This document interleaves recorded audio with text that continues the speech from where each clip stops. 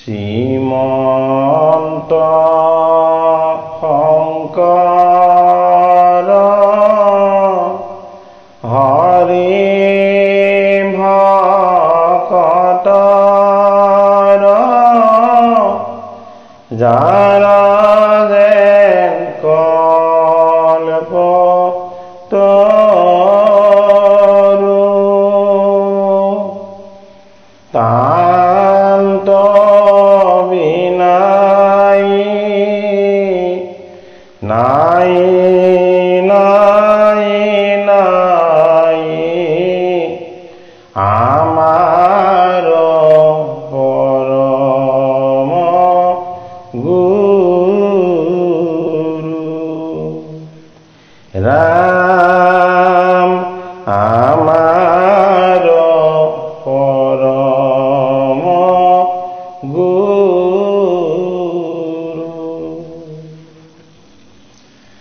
শ্ৰী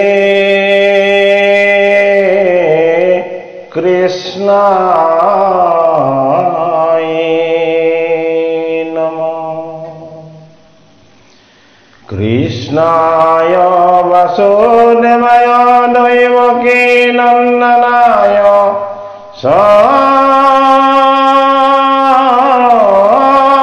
নন্দ গোপ কুমারায় গোবিন্দায় নমো নমঃ। নমঃ পঙ্কজলাভায় নমঃ পঙ্কজমালিনে নমঃ পঙ্কজনেত্রায় নমস্তে পঙ্কজঙ্ঘ্রয়ে। বসুদেব শ্রুতং কৃষ্ণং কংসানুরামর্দনম দৈবকী হৃদয়ানন্দং কৃষ্ণং বন্দে জগদ্গুরুম। হরি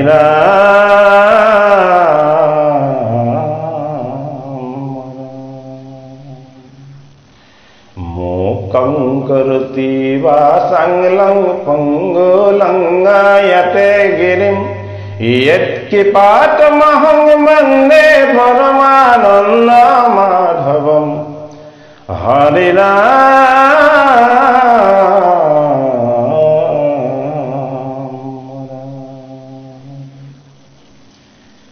হে কৃপালো বাপ বান্ধৱ আই সমস্ত আমি ক্ৰমশ আগবঢ়াই অহা মহাপুৰুষ শ্ৰীমন্ত শংকৰদেৱ কৃত কীৰ্তন ঘোষা শাস্ত্ৰৰ পাঠ বিশ্লেষণ অনুষ্ঠান ভাগলৈ আমি আপোনালোকক সেৱা জনাইছোঁ। আজি আমি পাঠ আগবঢ়াবলৈ লৈছোঁ প্ৰহ্লাদ চৰিত্ৰৰ ষোড়শ কীৰ্তন ঘোষাৰ পৰা। ঘোষা ৰাম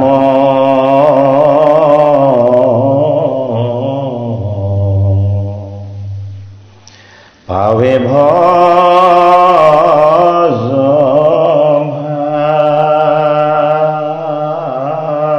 ভাই অঘোষিও হৰি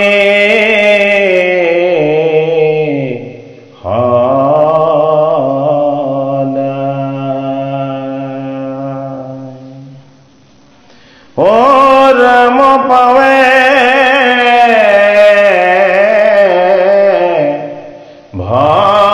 ভজ ভাই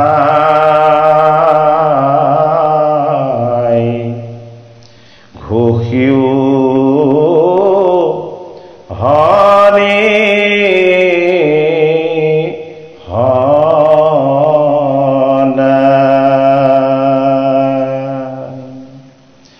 হিৰণ্যকশিপু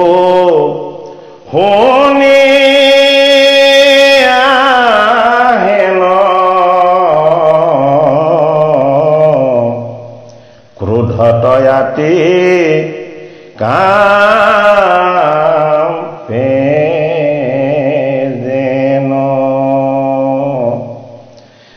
অহংকাৰে মাথা কৰিয়া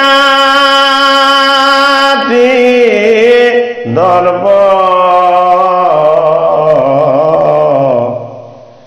লাঠি পাই যেন ফুংকাৰে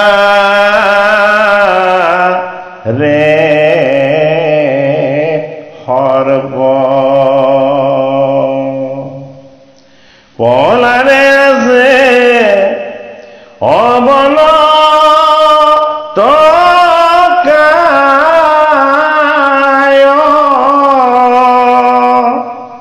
কৃতাঞ্জলি কৰি পিতে কসাই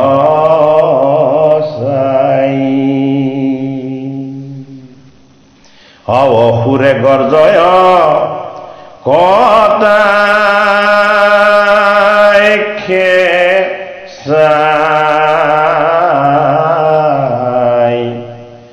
খাইব আজি তোৰ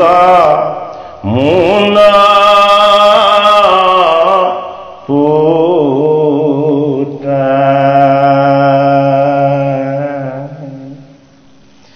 সোণৰে বৰবৰ নগ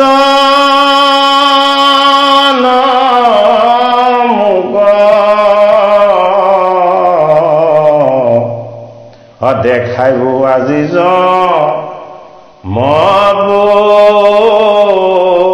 ৰে তোক ত্ৰিদশে কাম্বে দেখি মোৰ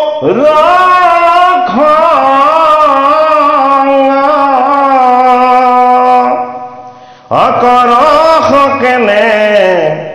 তৈয়াই জ্ঞা ভংগ হে শুনিয়া প্ৰহ্লাদে বোলয় বাণী হে সভাটো বড় প্ৰভূষ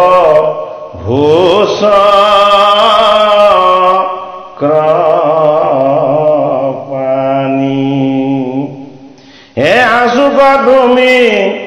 আমি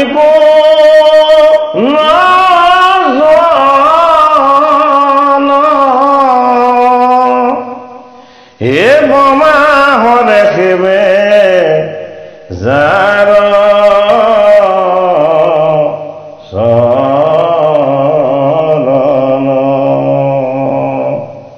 হতে সন্দে পৰম ঈশ্বৰ দেৱ বিষ্ণু তপৰে নলা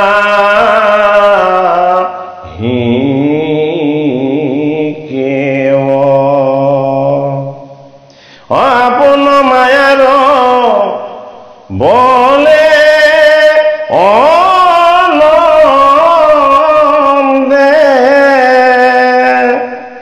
অশ্ৰগন্ধ বালন্দ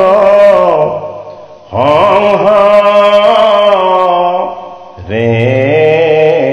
ৰেয়ন্তে অজানি পিতৃয়েৰা অসুৰ কাম আপোন মনক ৰায়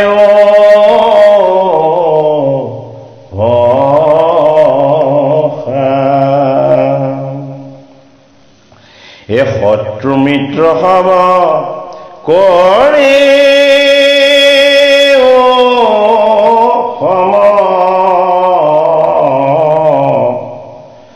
এহি হে কৃষ্ণৰ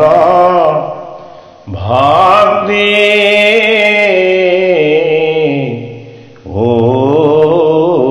উত্তম প্ৰহ্লাদ চৰিত্ৰ পঞ্চদশ অধ্যায় কীৰ্তনত আমাক পদৰ যোগেদি জনাইছিল যে প্ৰহ্লাদে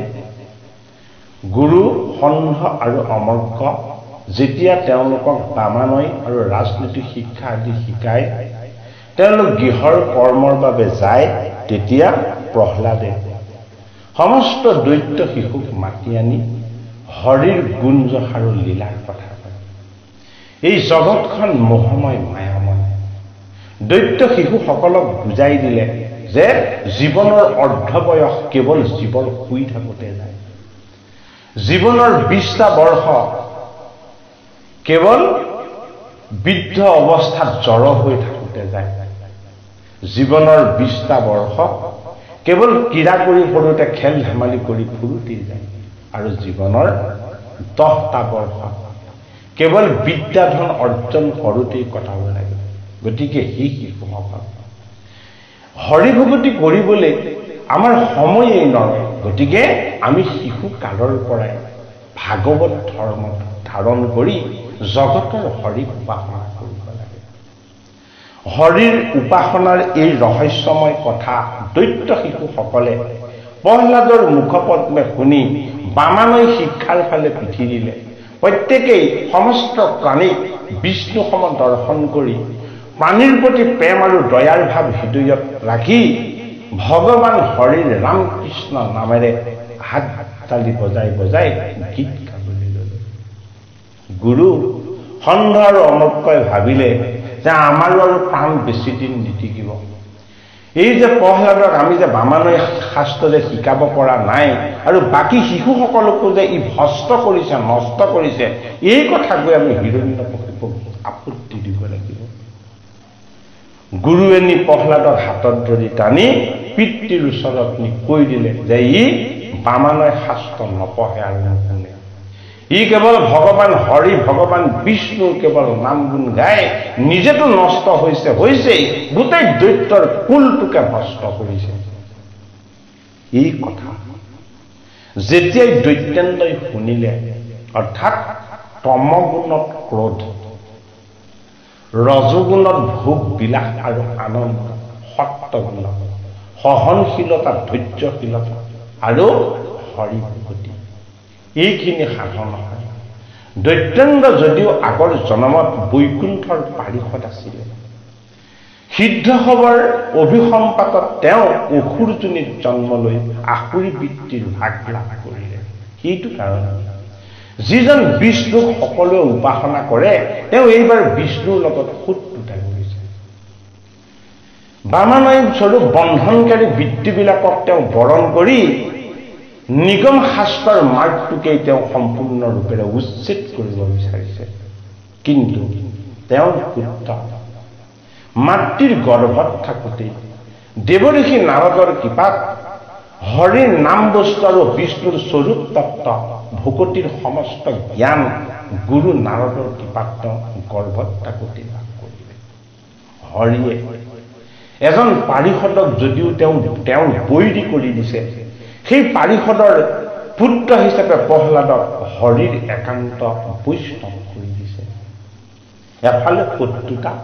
সিফালে উপাসনা, দুই তত্ত্বৰ সমন্বয় ঘটাই প্ৰহ্লাদ আমি পালন কৰিব লগা ভকতিৰ চৰিত্ৰ। আমাৰ লগত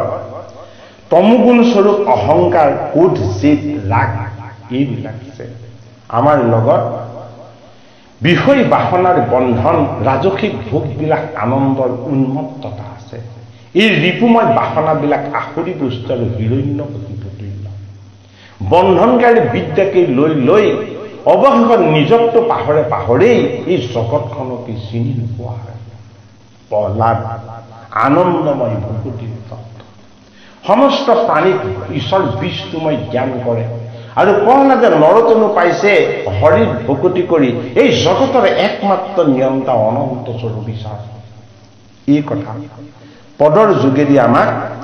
জনাইছে যে প্ৰথম ঘোষা ঘোষিছে যে ৰাম পাৱে ভজ ভাই, যে ৰাম হল পৰমাত্মা। হে মোৰ ভাতৃৰূপী মোৰ অধীন হব বিচৰা মনটো হল আমাৰ ভাতৃৰূপ ভাই। বোলে কি ভাৱটো হৰিপৰায়ণ হৈ হৰিক তই ভজনা কৰ। ঘোষিও হৰি সদায় হৰি হৰি ঘোষণা কৰা। হৰি যদি স্মৰণ হয় আমাৰ ভিতৰত থকা বায়ু বেয়া বায়ুবিলাক মুক্ত হৈ যাব সেইটো কাৰণে হৰিয়ে হৰণ কৰে আমাৰ ভিতৰত থকা বিষাক্ত বস্তুবিলাক হৰি নিৰ্গুণ নামৰ অনন্ত শক্তি এই স্বৰূপকো আমাক গুৰুজনাই ঘোষাৰ যোগেৰে উপলব্ধি কৰায় পদৰ যোগেদি জনাইছে যে হিৰণ্যকশিপু শুনিয়া হেন ক্ৰোধত আতি কাম্পে যেন জংগাৰে মাথা কৰি আতি দৰ্প লাঠি পাই যেন ফুংকাৰে সৰ্প অৰ্থাৎ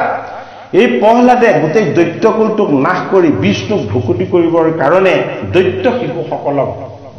ভস্ত কৰিলে বুলি যেতিয়া গুৰুৱে আপত্তি দিলে তেতিয়া হিৰণ্যকশিপু ক্ৰোধান্বিত হৈ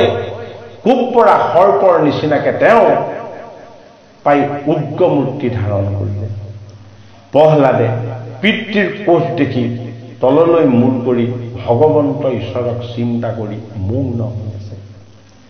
কৃত্য কৰি ভগৱানৰ ভাবি তেওঁ পিতৃৰ চৰণৰ ফালে চাই চকু মুদি আছে অসুৰে গৰ্জয় কটাক্ষে চাই খাইব আজি তোৰ মুণ্ড বিকাই আৰু হেৰৌ পুত্ৰ তোৰ আজি যেন মূৰটোকেই খাব ক্ৰোধত তোৰ পিতৃয়ে তই কি এনেকুৱা ডাঙৰ অপৰাধ কৰিছ যি অপৰাধ দৈত্যেন্দ্ৰৰ ওচৰত কোনেও আজিলৈকে লগ পোৱা নাই খুনৰে বৰ নগন মুখ দেখাই আজি জমপুৰীটো কি বুলি কৈছে যে তই বৰ্বৰ তই কুলৰ শত্ৰু আৰু তোক আজি জমপুৰীখন দেখা পিতৃ হিৰণ্যকশিপুৱে প্ৰহ্লাদক কৈছে ত্ৰিদশে কাম্পে দেখি মোৰ খংগ কৰস কেনে তই আজ্ঞা ভংগ মোৰ ক্ৰোধ দেখি ত্ৰিদশে অৰ্থাৎ অষ্টবহু দশ দিগবাল একাদশ ৰুদ্ৰ দিগগতে সমস্ত বিলাকে মোৰ ক্ৰোধ দেখি ভয় কৰে কিন্তু তই কোন মোৰ ক্ৰোধলৈ তোৰ অলপো শংকা নাই শুনিয়া প্ৰহ্লাদে বুলয় বাণী সভাতে বৰ প্ৰভু চক্ৰ মানি পিতৃক কৈছে যে তুমি তিনি সাধাৰণ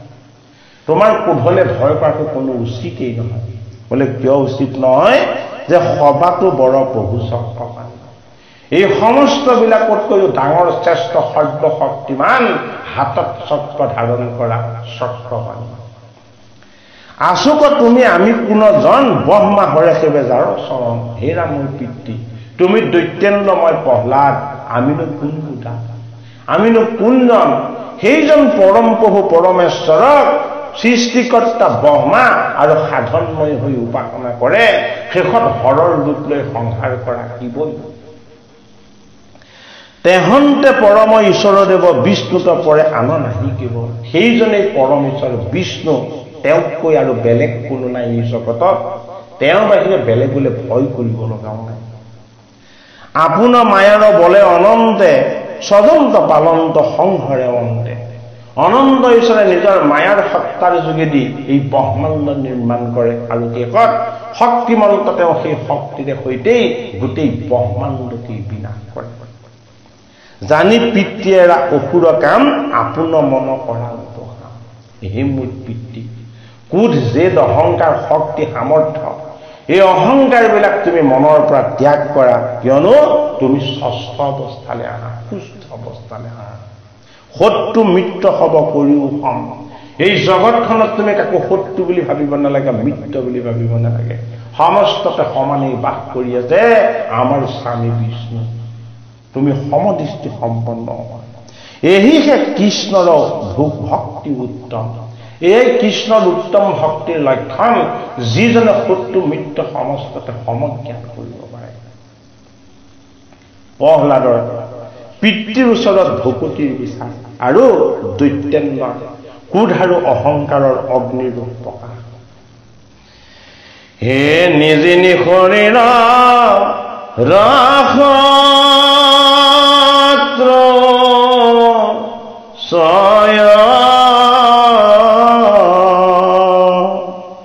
আজি নীলো দখলি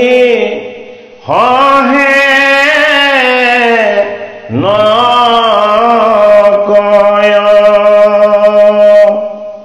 অ জানিয়া প্ৰীতি এৰায় হংকাৰ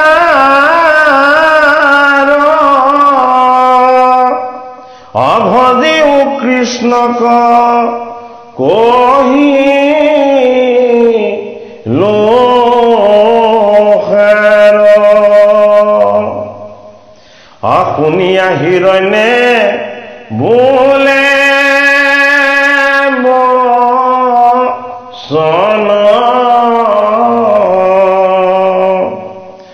জানিলো তোৰ ৰিমা কমল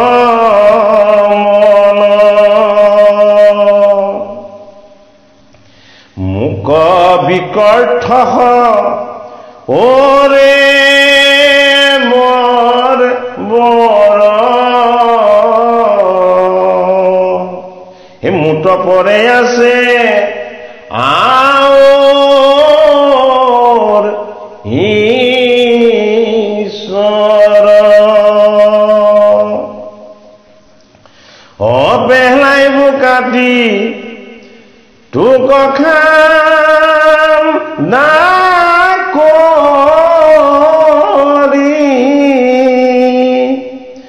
দেখো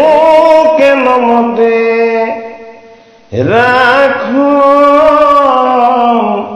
তনি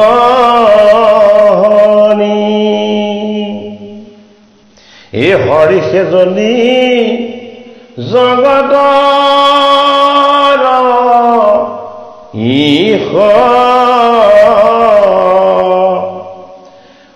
কৈত আছে তাৰ কহ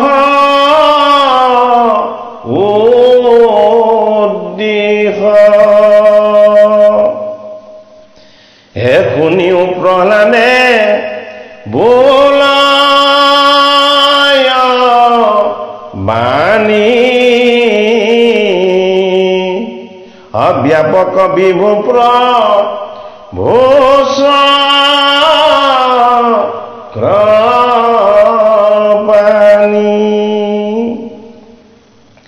সবাতো আচন্ত জগত স্বামী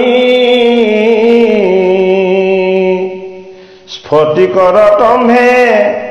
দেখো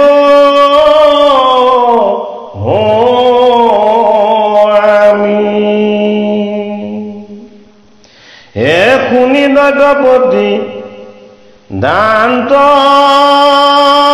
কামুৰি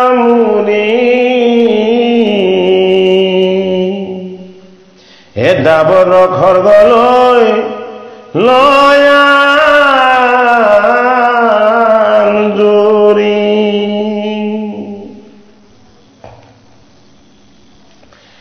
আসনৰ হন্তে আতুপে উঠি ভাঙিল তম্ভত হানি আমুধি তম্ভৰ ভিতৰে শুনিল নাদ প্ৰলয় মেঘৰ যেন সমান এ ফুটিল কটাহ ভৈল বিস্ময় অত্ৰিত খেম্বুলন্দ মিলে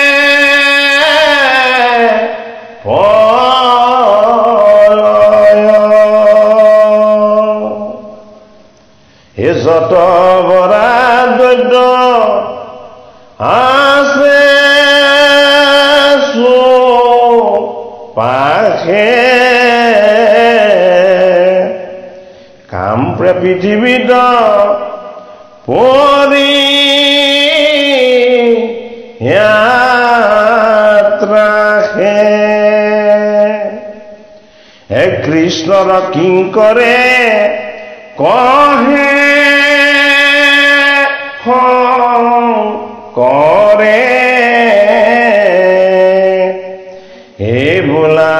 হৰি হৰি হৰি হম স্তনৰে হে হৰি ৰাম হে ৰাম ৰাম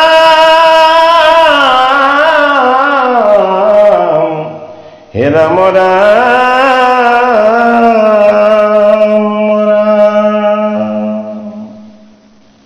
প্ৰহ্লাদে পিতৃ হিৰণ্যকশিপুৰ যদিও প্ৰধান্বিত হৈছে অকলো তেওঁক ভয় কৰা কিয়নো প্ৰহ্লাদে সকলোতে সমদৃষ্টি কুঢ়িজনকো ভকত জ্ঞান কৰে আৰু সন্তজন মহন্তজনকো তেওঁ ঈশ্বৰ জ্ঞান কৰে সেইটো কাৰণে যাৰ দৃষ্টি ঈশ্বৰৰ কৃপাত সম হৈ যায় সেইজনৰ ভয় ভীতি ভগৱন্তৰ বাহিৰে কালি কোনো নহয় প্ৰহ্লাদৰ হৃদয়ত ভয় বা ভীতি এনেকুৱা কোনো বস্তুই নাই কিয়নো হৃদয়ত তেওঁৰ হৰি নিবাস কৰি আছে সেইটো কাৰণে দৈত্যেন্দ্ৰক ক'লে যে নিজিনি শৰীৰৰ শত্ৰু ছয় জিনিলো দপুদিশ হেন হয় তোমাৰ ভিতৰত থকা এই ক্ৰোধ অহংকাৰ জেদ এই শত্ৰুবিলাকক তুমি পৰাভৱ কৰিব নোৱাৰি গোটেই ত্ৰিদশক তুমি পৰাভৱ কৰিব পাৰিছো বুলি কোৱাটো তোমাৰ কাৰণে কিমান দুখজনক কথা জানিয়া পিতৃ এৰা অহংকাৰ হে পিতৃ এই তোমাৰ লগত থকা ক্ৰোধ ৰাগ দেশ সমস্তৰ প্ৰতি তোমাৰ ৰাজত্ব চলোৱাৰ এই যিটো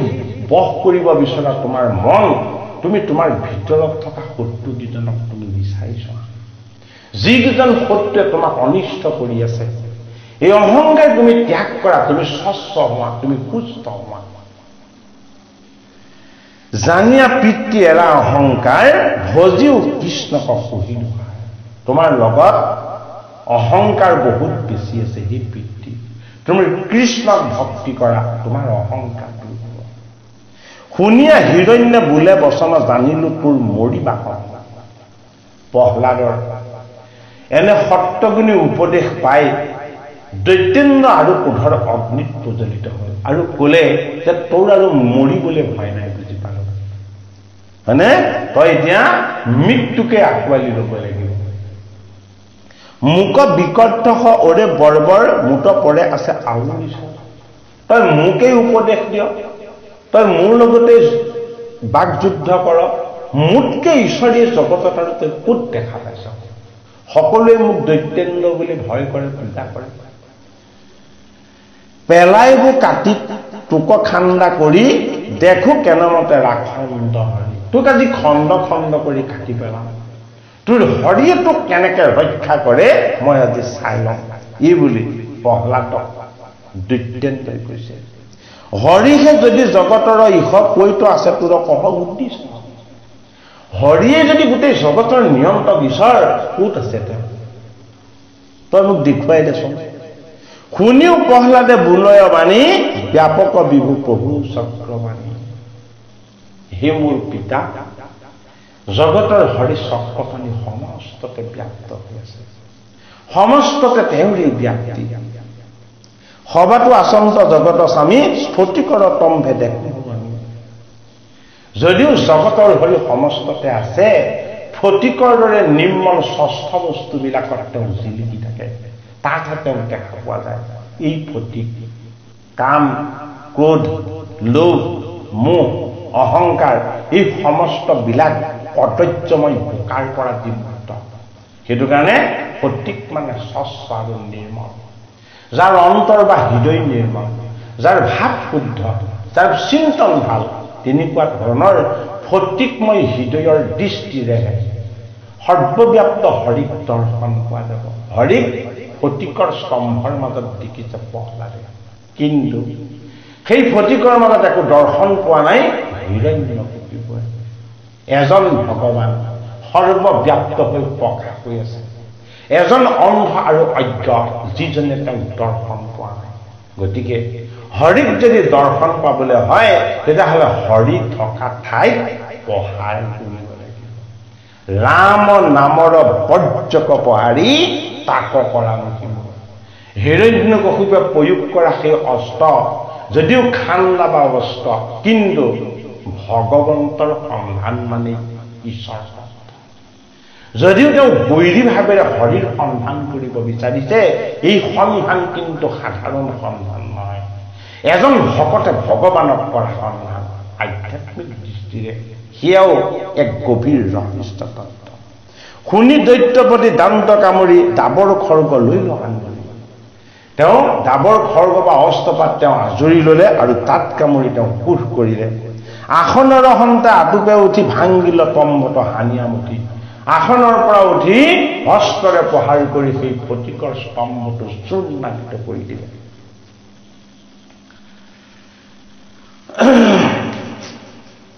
তম্বৰ ভিতৰে শুনিলা নাদ প্ৰলয় মেঘৰ জনসংবাদ। য'ত প্ৰহাৰ হৈ গ'ল সপ্তমহৰ, তাত এই নামৰূপী প্ৰমত্ত সিংহৰ উৎপত্তি হৈ গ'ল। কাল ৰূপ ধৰি প্ৰলয় সৃষ্টি কৰি জগতৰ হৰিয়ে ভয়ংকৰ ৰূপ ধাৰণ কৰি ভকত প্ৰহ্লাদক ৰক্ষা কৰিবৰ কাৰণে, ভকতক সদায় অন্যায় কৰিব বিচৰা পিতৃ হলেও ভগৱানৰ কাৰণে এজন শত্ৰু, সেই শত্ৰুক বিনাশ কৰিবৰ কাৰণে স্বচ্ছ ফটিকৰ স্তম্ভৰ পৰা নিৰ্গুণ হৰি গুণময় ৰূপত প্ৰকাশ কৰি দেখালে। অতি ভয়ংকৰ যি ৰূপ জগতৰ হৰিৰ প্ৰতি বিৰল। এই নৰসিংহৰূপী ভয়ংকৰ ৰূপ যেতিয়াই তেওঁ ল'লে, প্ৰচণ্ড গৰ্জন হৈ গোটেই স্বৰ্গমধ্য পাতাল কম্পমান হ'বলৈ ল'লে।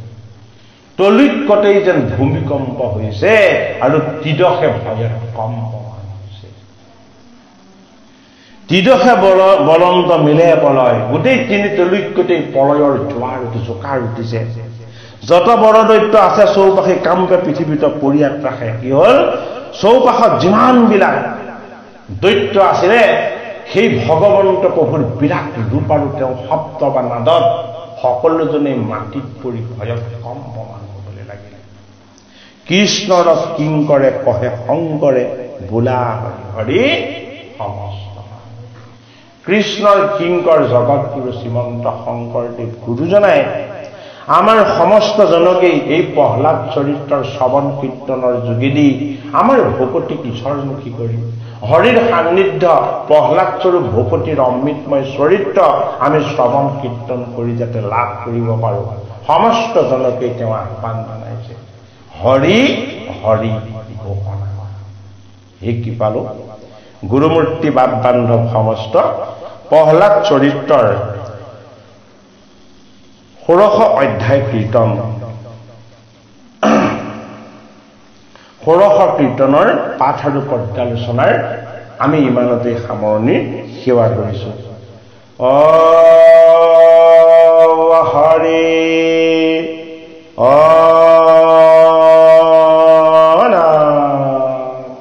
জয় জগত গুৰু শ্ৰীমান নম কৃষ্ণ।